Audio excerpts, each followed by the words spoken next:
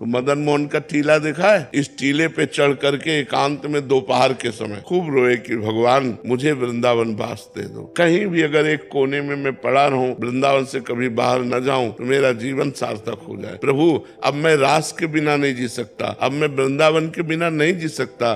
जब खूब रोए, घंटों रोए और रो करके सोचा कि अब चलो काशी चलते हैं। पुनः जैसा हमारा जीवन था तो जो ही उतरे तो एक छोटी सी इतनी बड़ी लाली गौर वर्ण की हमारा चला पकड़ा। दोपहर का समय था और बस ऐसे घूमने लगी चारों तरफ और बोले थी जाएगो बाबा जाएगो। तो हमारी तो कुछ समझ में नहीं आ रहा था क्योंकि भाव में एकदम उतरे थे। अचला छीना ऐसे चल दिया। जब आगे चले तो हमारे दिमाग में आया ये लाली क्या कह रही थी, जाएगो बाबा। हम ऊपर सोच के आए कि काशी जाना है, ये क्या, ये लाली क्यों। तब लगा यार श्री जी तो नहीं थी। फिर लौट के आए, हमें लगा कि किसी गोस्वामी की कन्या होगी। तो लौट के आए, वहाँ आस पास पूछा तो बोले यहाँ तो बाबा जी रहते हैं सब, यहाँ तो कोई कन्या है नहीं, लड़की है नहीं। बस हमारे समझ में आ गया कि हमारी लाडली जू हमारे छोर को पकड़ लिया। जिस आश्रम में हम रहते थे उस आश्रम में गए तो पहले से एक संत खड़े थे। उन्होंने कहा बाबा एक महेशानंद गिरी जी संत हैं, आप उनको नहीं जानते, उन्होंने आपको देखा है, वो आपसे मिलना चाहते हैं। उनका क्यों, जब जानते नहीं तो क्यों मिलना। बोले हमें पता नहीं लेकिन आपको बुलाया है। हम गए,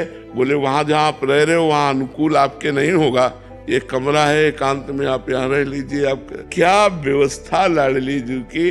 और आज देख लो सब व्यवस्था होगी। यहाँ वृंदावन वास के लिए एकमात्र केवल रोना ही साधना है कि लाडली जी रीझ जाए और वो पास दे दे तो सब व्यवस्था बन जाए। यहाँ कोई धन बल से वृंदावन नहीं रह सकता क्योंकि पास जब तक नहीं होगा तब तक वृंदावन वास नहीं होगा।